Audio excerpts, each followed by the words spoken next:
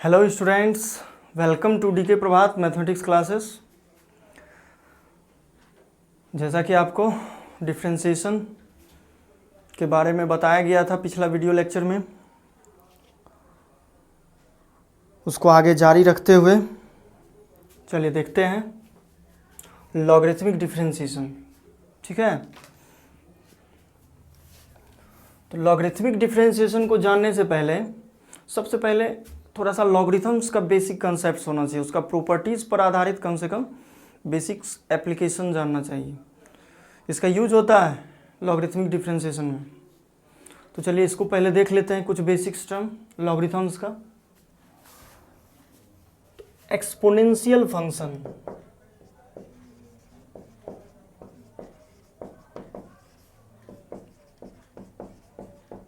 Exponential function यह क्या होता है?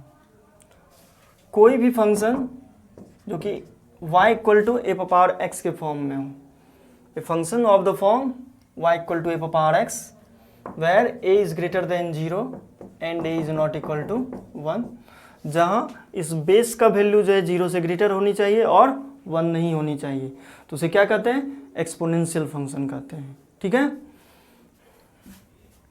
यहाँ पर ध्यान में रखिएगा जो कि बहुत ही इंपॉर्टेंट कंसेप्ट है, a to the power x greater than 0 for all x belongs to r।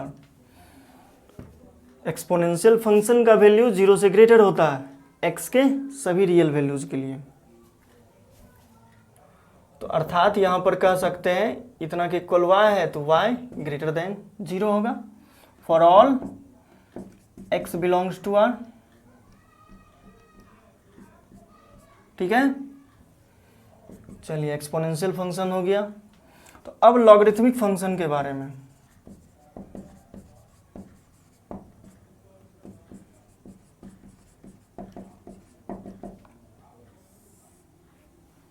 देखिए, लॉगरिथमिक फंक्शन को डिफाइन किया जाता है एक्सपोनेंशियल फंक्शन के हेल्प से, और दोनों एक दूसरे का इन्वर्स होता है। एक्सपोनेंशियल का inverse logarithmic function, logarithmic function का इन्वर्स एक्सपोनेंशियल फंक्शन। तो चलिए देखते हैं। अब इसके हेल्प से डिफाइंड होगा, यानी कि यदि y equal to a power x है तो इस तरह से नोटेशन यूज होता है। इसका मतलब होता है दोनों तरफ से स्टेटमेंट ट्रू है। x इक्वल टू लिख सकते हैं logarithm of y to the base a। ठीक है, इस प्लेस को आर्गुमेंट कहा जाता है और इस प्लेस को बेस कहा जाता है। इसको पढ़ते हैं logarithm of y to the base a। Note कर लीजिए। और अब देखिएगा, एक्सपोनेंशियल फंक्शन के हेल्प से इसको डिफाइन किया जाता है। तो एक्सपोनेंशियल फंक्शन में a का कंडीशन, y का कंडीशन दिया गया है, तो जो a यहाँ पर है वही a यहाँ पर बेस बन गया इसका, जो y है यहाँ पर वही यहाँ पर आर्गुमेंट बन गया, जो x है वही यहाँ पर x आ गया। तो x a y का वैल्यू इसी के अनुसार होना चाहिए इसमें भी। तो यहाँ से देखिएगा, यहाँ पर a का वैल्यू है 0 से ग्रेटर, a का वैल्यू 1 नहीं होनी चाहिए और y का वैल्यू ग्रेटर देन 0, और x तो रियल है। तो देखिएगा, इस लॉग को डिफाइन होने के लिए y का वैल्यू यानी कि इसका आर्गुमेंट 0 से ग्रेटर होनी चाहिए, बेस का वैल्यू जैसा कि यहाँ पर है 0 से ग्रेटर, और a का वैल्यू 1 नहीं होनी चाहिए। यानी कि जो कंडीशन यहाँ पर है a का वही कंडीशन यहाँ a पर लगेगा, जो कंडीशन यहाँ पर है y का वही कंडीशन यहाँ भी y का लगेगा। और इससे लॉगरिथमिक फंक्शन के डिफिनेशन का कंडीशन आ गया, डिफाइंड का कंडीशन आ गया, जो कि डोमेन रेंज वगैरह सब निकालने में हेल्प करता है। तब चलिए, और यदि y और a का वैल्यू इस कंडीशन के अंतर्गत यहाँ रखते हैं तो यह x का जो वैल्यू है यह क्या मिलेगा? रियल आ जाता है। तो यहाँ से सबसे पहला पॉइंट्स यह सीखने को मिला इस दो डिफिनेशन से, जो कि प्रॉपर्टीज में लिख देते हैं और इसको याद रखना है। y इक्वल टू, सबसे पहला y equal to log of x to the base a is defined if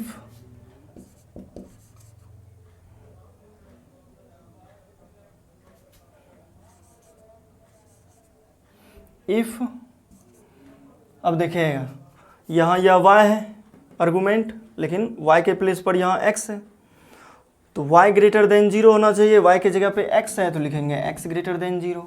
base यहाँ a है तो इसका बेस भी a ही है, तो a का वैल्यू 0 से ग्रेटर और a का मान 1 नहीं होनी चाहिए।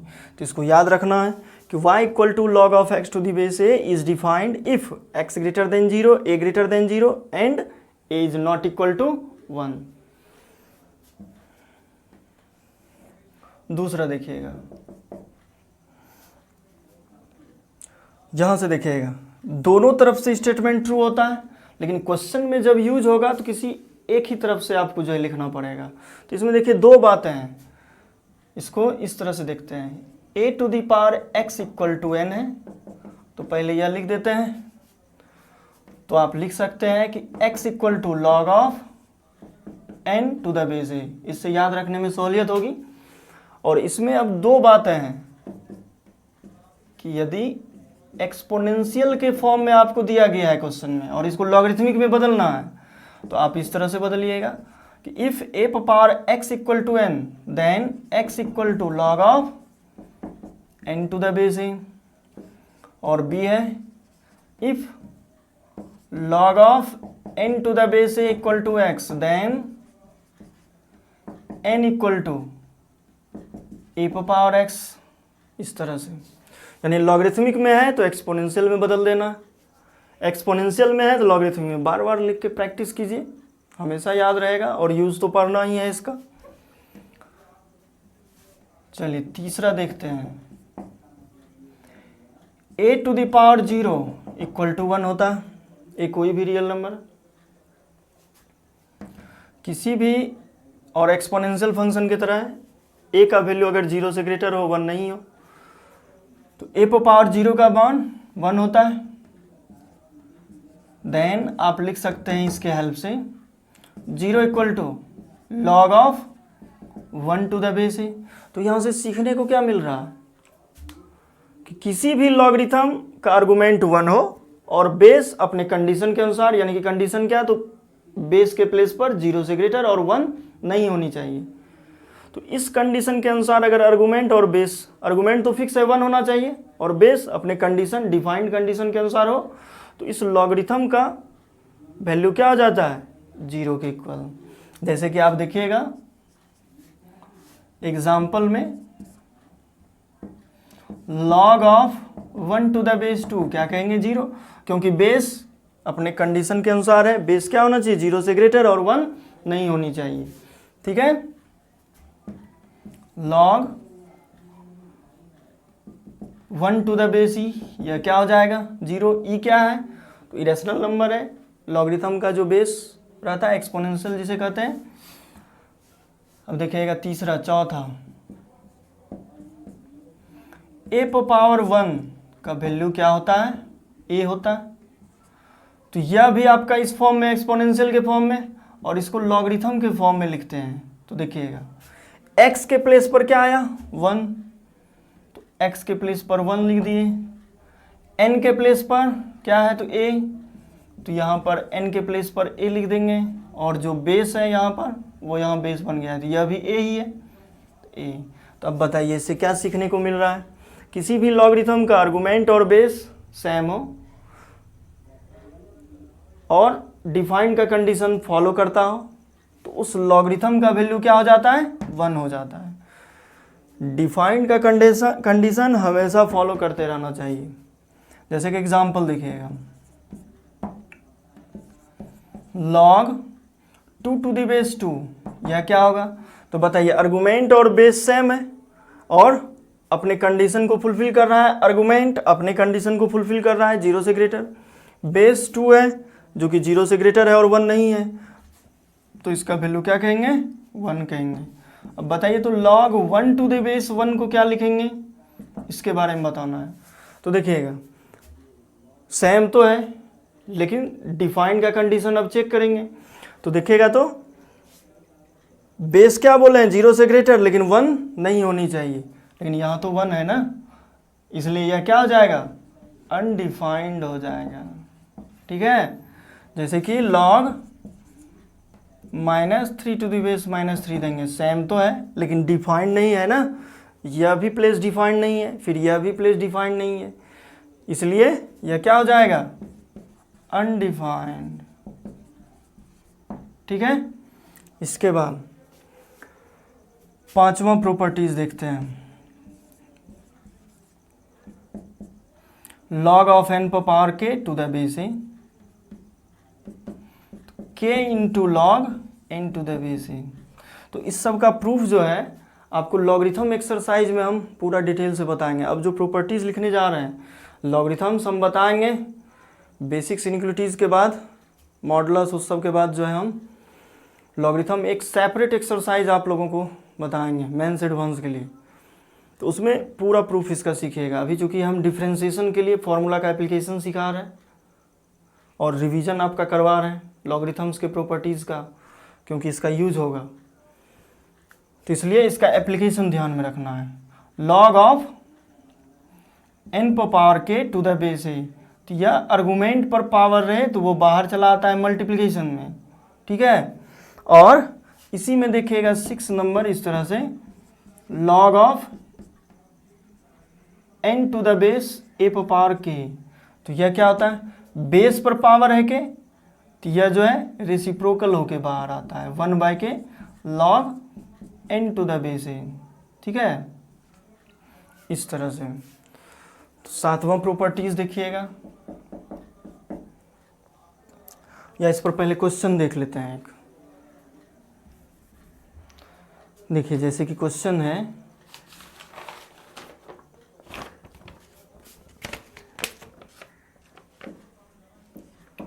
log 10 30 degree to the base 9, तो इसको क्या लिखेंगे, log 10 30 डिग्री का वैल्यू कितना, तो 10 30 डिग्री का वैल्यू होता है 1/√3, पढ़े होंगे ट्रिगोनोमेट्री में। अब इसको सॉल्व करना है, तो log इसको लिख सकते हैं 1/3 पर पावर 1/2, ठीक है, और 3 का स्क्वायर। तो चलिए देखते हैं अब इस फॉर्मूला का यूज करके, a पर पावर k यानी कि बेस पर पावर k है, तो इसको रेसिप्रोकल होके बाहर करेंगे, log इसको लिख सकते हैं 3 पर पावर -1/2 टू द बेस 3 हो गया। अब देखिएगा यहाँ से आर्गुमेंट पर पावर k है, k का मान -1/2, यहाँ तो 1/2 है ही, या -1/2 बाहर आ जाएगा, इतना के वैल्यू के लिए इस फॉर्मूला का यूज करेंगे। आर्गुमेंट पर पावर k हो तो k को बाहर करके इससे मल्टीप्लाई कर देते हैं, तो -1/2 into log of 3 to the base 3, तो यह क्या हो जाएगा -1/4, और इसका वैल्यू हम बताए हुए हैं कि आर्गुमेंट बेस सेम हो और डिफाइंड हो, तो डिफाइंड तो है ही, क्या कि यह 0 से बड़ा, यह भी 0 से बड़ा 1 नहीं है, तो इसका वैल्यू क्या हो जाएगा 1, फाइनली -1/4। तो आप इस दोनों और इसका भी एप्लीकेशन सीख लिए, किस तरह से फॉर्मूला की तरह इसको जो है यूज़ किया जाता है। तो जल्दी से नोट कर लीजिए, बहुत ही इंपॉर्टेंट कंसेप्ट है।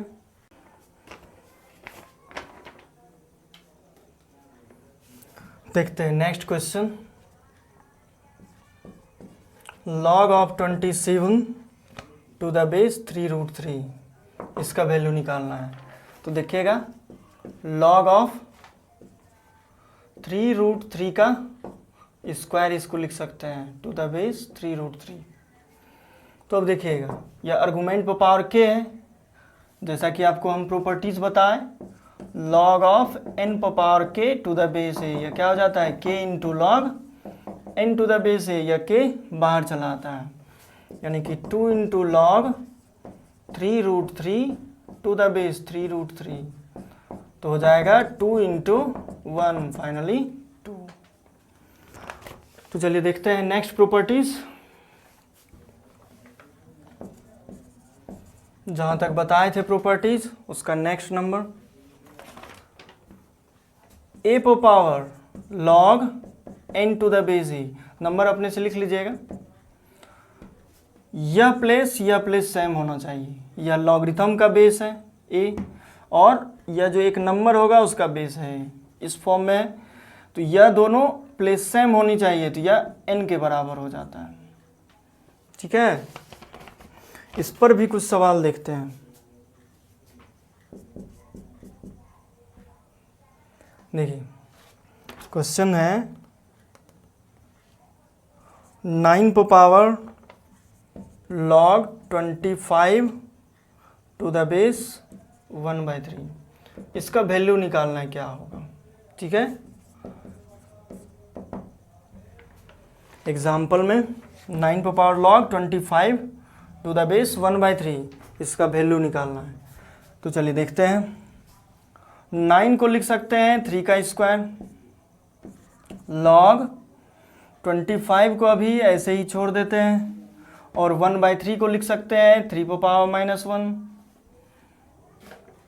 तब देखिएगा बेसिक फॉर्मूला जो यह है ए पावर m इन पावर n, इसको क्या लिख सकते हैं ए पावर mn। ठीक, तो यह n है, 3 power 2 into log 25 to the base 3 power -1।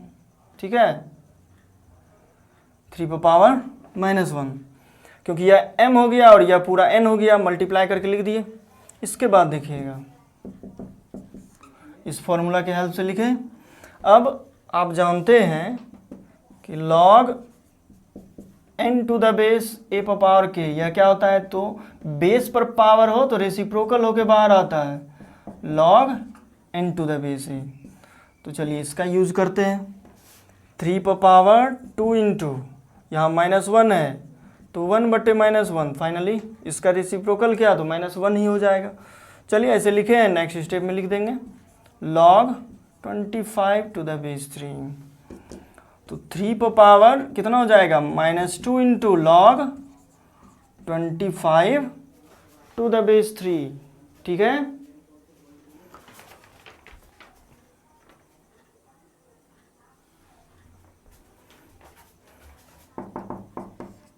चलिए यहाँ तक नोट कर लीजिए और फिर देखिए आगे।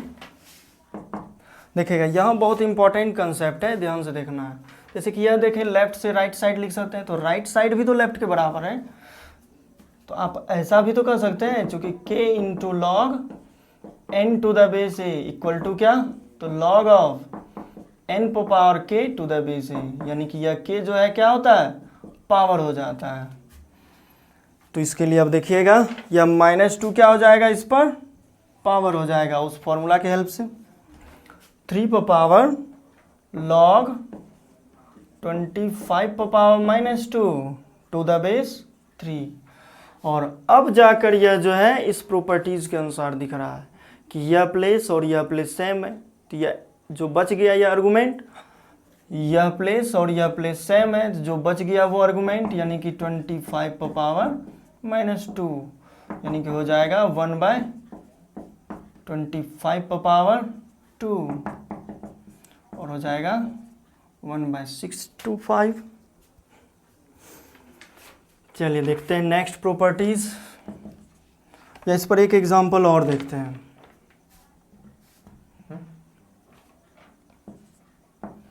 एक और एग्जांपल बता देंगे तो अच्छी तरह से याद रह जाएगा, और कंसेप्ट ध्यान से समझ लीजिएगा। देखिए 2 power log of 15 to the base 2√2। ठीक है, तो चलिए इसका वैल्यू निकालना है। तो बेस तो इसका सिंप्लीफाई है, लॉगरिथम के बेस को थोड़ा सा सिंपलेस्ट फॉर्म में लिखना है। तो चलिए देखते हैं, 2√2 को रफ वर्क करते हैं, क्या लिख सकते हैं, तो 2 इंटू 2 पावर 1/2, इस पर कुछ नहीं तो 1 है, 2 पावर 1 प्लस 1/2, 2 पावर 3/2। ठीक है, यह देख लिए, और इसका वैल्यू यहाँ पर यूज करते हैं। 2 पावर log 15 और 2√2 का वैल्यू कितना, 2 पावर 3/2। तो चलिए 3/2 को बाहर करेंगे, तो यह जो फॉर्मूला बताया है, बेस पर पावर k हो तो रेसिप्रोकल होके, तो 3/2 का रेसिप्रोकल क्या हो जाएगा, 2/3। 2 पर पावर, ऐसा भी आप लिख सकते हैं 1/3/2 या रेसिप्रोकल डायरेक्ट लिख सकते थे, log 15 टू द बेस 2, यानी कि 2 पर power 2/3 into log 15 to the base 2, ठीक है। और यह पावर क्या हो जाएगा इस पर, यह किस फॉर्मूला से, तो k into log n to the base है, क्या हो जाता है log n पर power k to the base, यानी कि यह मल्टीप्लिकेशन में है तो पावर चला जाता है, तो इसको पावर दे देते हैं इस पे, log 15 पर पावर 2/3 टू द बेस 2। तो अब देखते हैं यह जो प्रॉपर्टीज बताएं, यह बेस और यह प्लेस दोनों सेम है, दोनों बेस हो जाता है आर्गूमेंट के बराबर। तो आर्गूमेंट यहाँ पर क्या है 15 पर पावर 2/3। और भी ज़्यादा इसको अगर सॉल्व करना हो तो आप इस तरह से बेसिक फॉर्मूला से कर सकते हैं, 1/15 का स्क्वायर लिख देते हैं, 2 इंटू 1/3 कर सकते हैं, ठीक। और अब लिख सकते हैं 15 का स्क्वायर पर पावर 1/3, यानी कि क्यूब रूट्स, इसके लिए क्यूब रूट्स दे दिए, और 15 गुने 15 2 to 5, फाइनली यह आंसर होगा। तो मेरे ख्याल से अब यह पूरी तरह से आपको समझ में आ जाना चाहिए, तो जल्दी से इसको नोट कर लीजिए।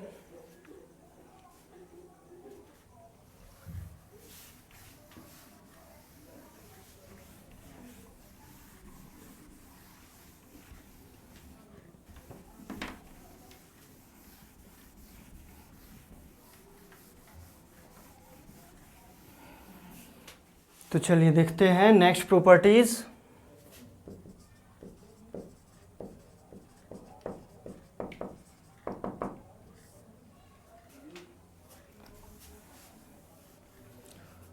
तो नेक्स्ट प्रॉपर्टीज है इस तरह से,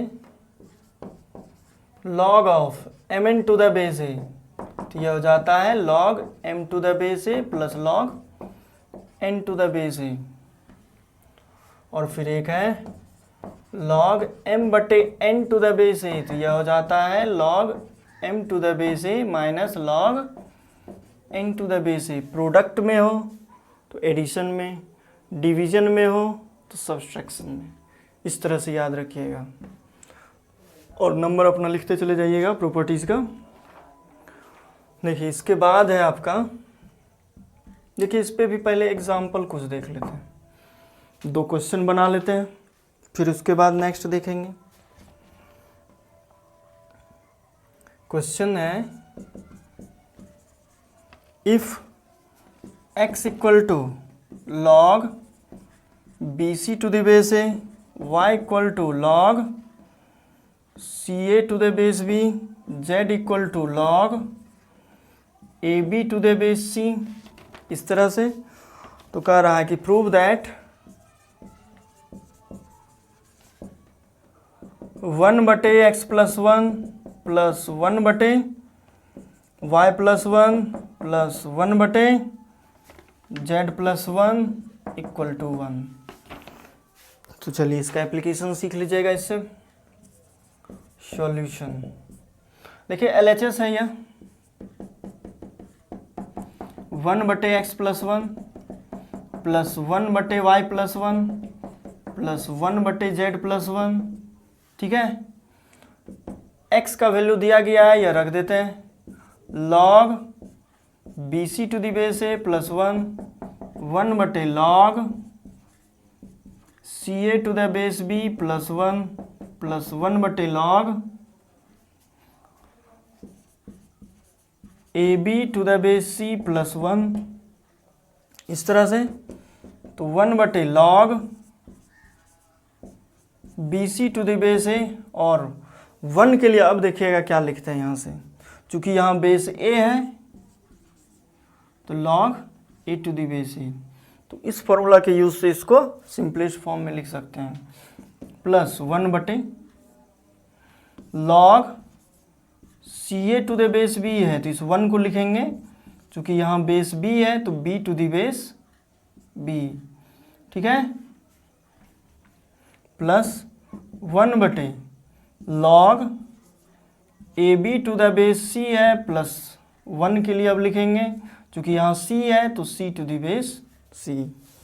तो इसके बाद देखते हैं RHS से, देखिएगा बेस सेम है, आर्गुमेंट डिफरेंट है या सेम है उससे कोई मतलब नहीं रहता है, mn है तो प्लस है तो log a लिख दिए, फिर इस दोनों का प्रोडक्ट लिखेंगे। तो उसी कंसेप्ट से यहाँ देखिएगा बेस सेम है, प्लस है, तो यह दोनों आर्गुमेंट का क्या हो जाएगा, प्रोडक्ट हो जाएगा आर्गुमेंट के प्लेस पर। तो 1 log बेस ए और यह B C into A plus 1 log, यहाँ बेस क्या है तो बी है तो बी और C A into B plus 1 log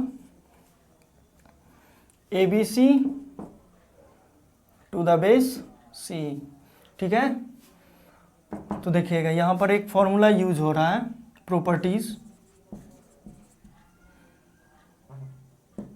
इसको लिख देते हैं। log a to the base b, यह हो जाता है 1 log b to the base a, ठीक है। और एक बेस चेंज फॉर्मूला है n to the base a, इसको लिखते हैं log n to the base, कोई भी अपने मन से बेस ले सकते हैं, जैसे कि e ले लिए तो log a to the base e, या इसे ऐसा भी लिख सकते हैं equal log n to the base e, और इसको 1 log a to the base e, तो फिर लिख सकते हैं log n to the base e into, या लिख देंगे इस फॉर्मूला से राइट से लेफ्ट साइड आएंगे तो आर्गुमेंट और बेस इंटरचेंज कर जाता है, देख रहे हैं ना, ए बेस है तो आर्गुमेंट हो गया, बी बेस हो गया, तो उसी फॉर्म में है तो आर्गुमेंट और बेस इंटरचेंज कर जाएगा, ठीक है। तो आप इस टेक्निक से भी बेस चेंज फॉर्मूला को याद रख सकते हैं, यह कहलाता है बेस चेंज फॉर्मूला, और इसको भी याद रख सकते हैं, ठीक है। इसको देखिए अच्छा से लिख देते हैं, log a to the base e, तो इस तरह से भी फॉर्मूला याद रख सकते हैं, और यह भी, और एक फॉर्मूला हो गया यह आपका, ठीक है, यह फिर यह दोनों तो सेम ही है। तो देखिए इसी का यूज हो रहा है यहाँ पर, तो यहाँ पर क्या लिख देंगे, 1 के फॉर्म में है तो log a to the base a B c हो जाएगा, प्लस b ऊपर चला जाएगा log A B c base हो जाएगा, plus log c to the base a B c. तो अब फिर से देखिएगा, जैसे कि मान लीजिए यहाँ mn है, यहाँ अगर p रहता तो यहाँ क्या हो जाता है, एक और जुड़ जाता log p to the base A. तो राइट साइड से इसको जनरलाइज कर सकते हैं इस तरह से, यहाँ पे और एक टर्म और एक फैक्टर दे दीजिए, k दे दीजिए, तो यहाँ फिर जुड़ जाएगा इस तरह से। तो 3 यहाँ टर्म है, तीनों का बेस सेम है, तो इसको इस तरह से कन्वर्ट कर सकते हैं। तो बताइए क्या हो जाएगा, यहाँ भी 3 टर्म है, बेस हो गया ABC, और आर्गुमेंट जो भी है, चूँकि बीच में प्लस साइन है तो आर्गुमेंट प्रोडक्ट में आ जाएगा। तो अब यह दोनों प्लेस सेम है, तो आपको लॉगरिथम का प्रॉपर्टीज बताए कि आर्गुमेंट और बेस सेम हो तो इसका वैल्यू 1 होता है। इस तरह से आपका RHS प्रूफ हो गया, ठीक है। और उसके बाद नेक्स्ट प्रॉपर्टीज में से इसको लिख लेना है, तो पूरा जल्दी से नोट कर लीजिए, आप यही ध्यान में रखिए, बाकी जो है कंसेप्ट ध्यान में रखिए, 3 टर्म हो, 3 फैक्टर हो, 4 फैक्टर हो, इस तरह से आप जनरलाइज करके लिख सकते हैं इसे। तो जल्दी से इसको नोट कर लीजिए।